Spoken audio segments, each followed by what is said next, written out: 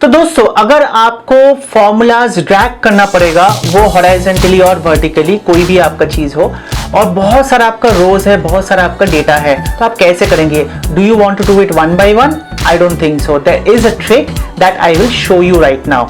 तो मैं हूं सोनित टेक्ट्रिकल से, जहां पे आपको लेटेस्ट टेक अपडेट्स मिल जाएंगे और इसी तरीके का आपको एक्सेल में भी आपको ट्रिक्स और छोटा छोटा जो चीज होते हैं, जो फॉर्मूलाज के साथ हम कैसे काम करेंगे, you know those things that you require for your daily work, you will get those here. जो फर्स्ट हम करेंगे वो है ड्रैग फॉर रोज।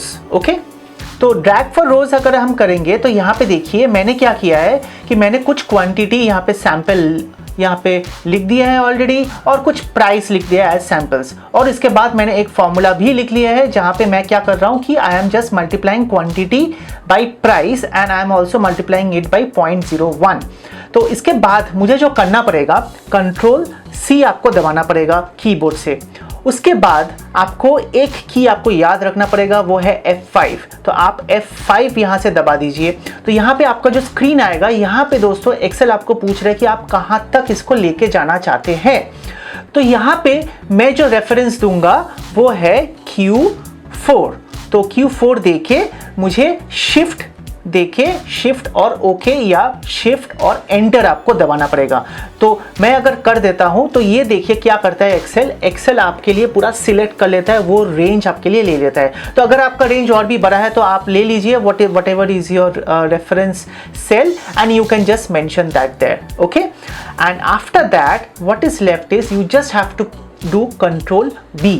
तो आप कंट्रोल V कर देंगे तो बस आपका मैजिक देखिए यहाँ पे कैसे आ गया। 1 सेकंड लगा।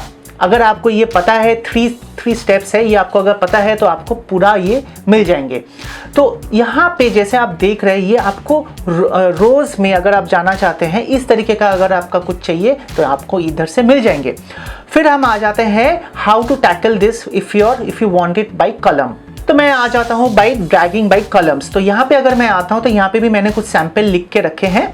तो एक यहाँ पे फॉर्मूला भी है। तो फर्स्ट स्टेप मेरा दोस्तों क्या है कि कंट्रोल C मैं दबा देता हूँ और उसके बाद F5, यस करेक्ट, F5 मैं दबा देता हूँ और उसके बाद मुझे कितना चाहिए मैं ले लेता हूँ से टिल 26।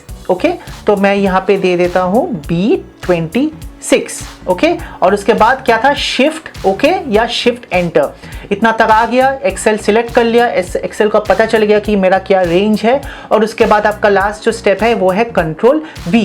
आप कंट्रोल V दबा दीजिए तो आपका यहाँ पे आ जाएंगे। तो यहाँ पे एक छोटा सा चीज जो था मैं आपको दिखाना चाहता हूँ कि यहाँ पे देखिए आपको 0000 आ रहा है।